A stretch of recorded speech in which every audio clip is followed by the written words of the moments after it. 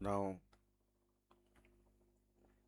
since we now know how to work out gradient, it's also important for us to know how to work out the equation of a line.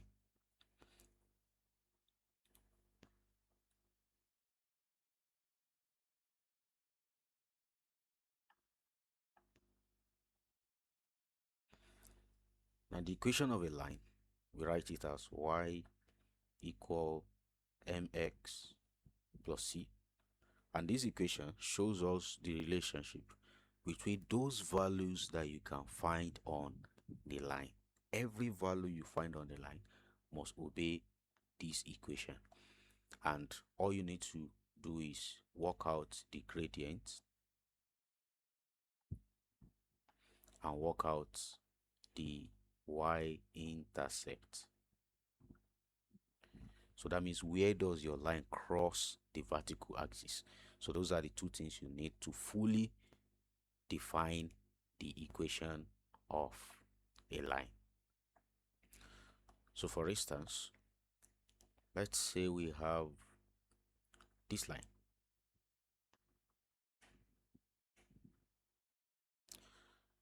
And we have our vertical axis.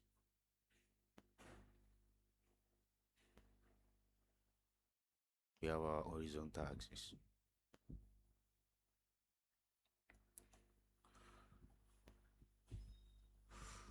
So let's move the vertical axis here. So we want to work out the equation of this line.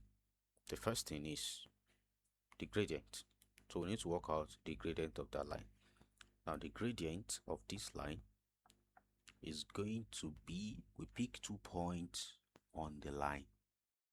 Now can we get 2 accurate points on this line? There's a point here, there's another one here. So let's see. This is 1, 2, 3, 4, 5, 6.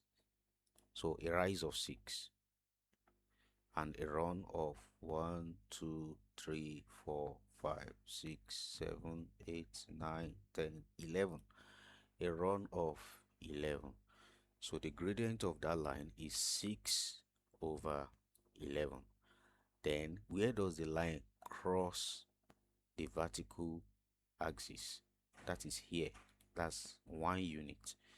So that means the value of c is 1. So with this, we can write the equation of the line as y equals 6 over 11x plus 1. So you can literally plug in any value of x and know what is the value of y at that point. For instance, you can test at this point. You can see that x is 2 there.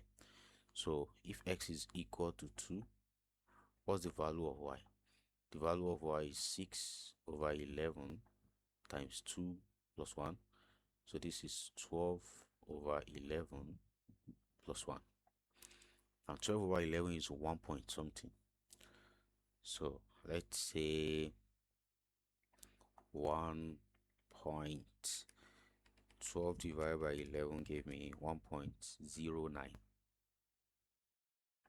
plus 1. So this gives us 2.09. So you can see, so that means the value of y at this point is 2.09. You can see that it's not really 2 because it's slightly above 2.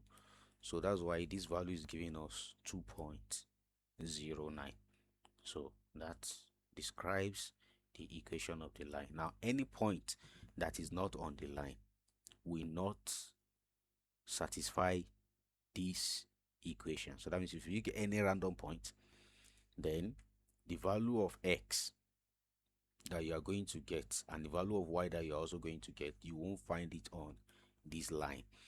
So for instance, let's say you pick this point. This point here is 2,1, 2 units horizontally, 1 unit vertically. So you want to test if that point is on the line. Let's assume that you don't even have the graph. You are just asked to test. Is that point on the line?